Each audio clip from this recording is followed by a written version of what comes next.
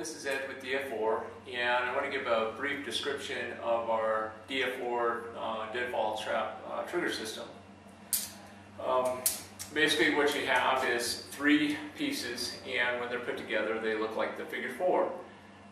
That's what DF4 stands for, deadfall, one word, figure, and then the number 4, DF4. We figured it was easier saying deadfall figure 4.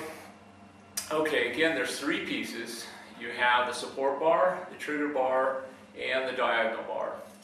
And when in the collapse position, you can see this, you'll have the points at one end, and then you'll have the flats at the other end, and the diagonal bar comes down, so I'll show you that about 2/3 of the way on the one side. It has the point on one end, and then it, the little curved end on the other, and it hangs again about 2/3 of the way down. Okay, so the reason I bring up the pointed ends is because I've seen people try to take the trap and try to figure out, what to do with it. It gets kind of complicated. So if you just grab it and put the points at one end, the flats at the other, it's a perfect place to actually begin. Here we've got kind of a diagram and a description of what each part is. The vertical bar is a support bar. This is like what the figure 4 stands on. And then on the bottom of the support bar, we stamp in the letter G, and the G stands for ground, so you know that that's where it goes. And the reason for that is because people like this, that's the way it goes. Some try to do it like this, and then some like that. So it just simplifies it. If you're confused, you can say, oh, there's a G, that goes on the ground. Okay, so support bar is vertical. It's the one that's actually in the center. Okay, we'll get to that here in a minute. The diagonal bar, being called diagonal because it is diagonal in the set position, is off to one side. And then you have the trigger bar, which is horizontal. And you have this end, the pointed end, which is the bait end. You'll actually wire your bait or tie your bait somehow to that end. And then over on the opposite end, you'll have the notch for the trigger system. And the notch will always be pointed downward. Okay, and just to kind of give you an idea the way the trigger system works, let's see here, is we've got a 90-degree bend on the diagonal bar. So if you take a top look at it, it'll look like that. And then this part, which is this right here, just sticks through the notch, and it rests up in there in the curve.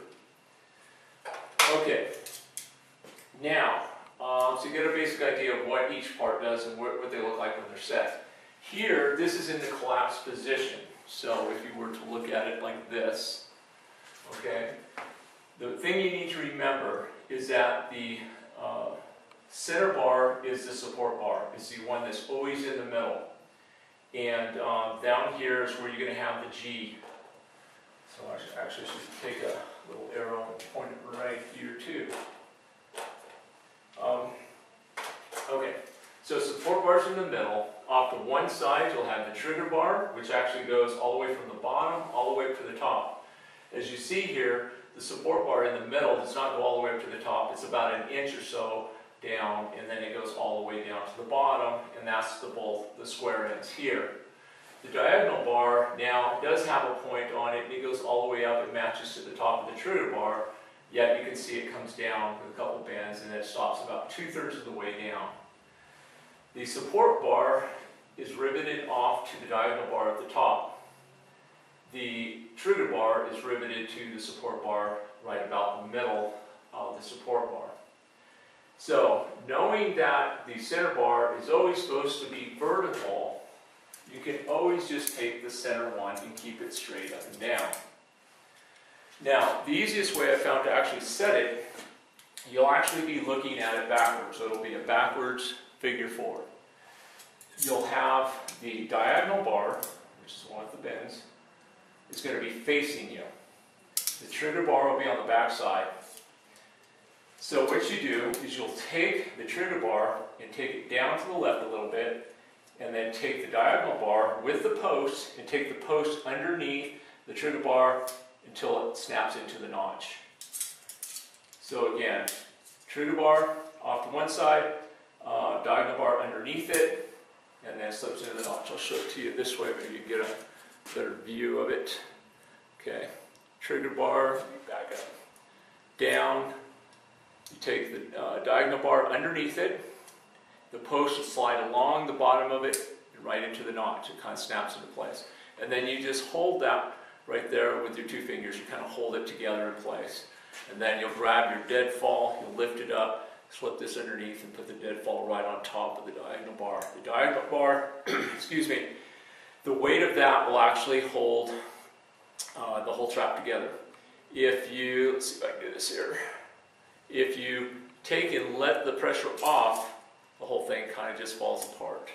So it is necessary to actually hold it into place, lift your deadfall, set it on. Once the deadfall's on, it'll actually hold the whole thing together.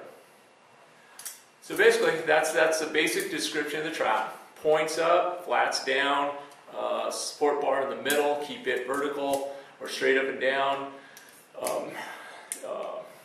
Trigger bar goes off to, in this case, off to the left. And when you're looking at it, and diagonal bar goes off to the right, it slips into the notch, and it's that simple. And then there's a G down at the bottom. So hopefully I made it simple enough. I'd be interested in any of your comments, any questions, whatever you have. And I just want to thank you for listening.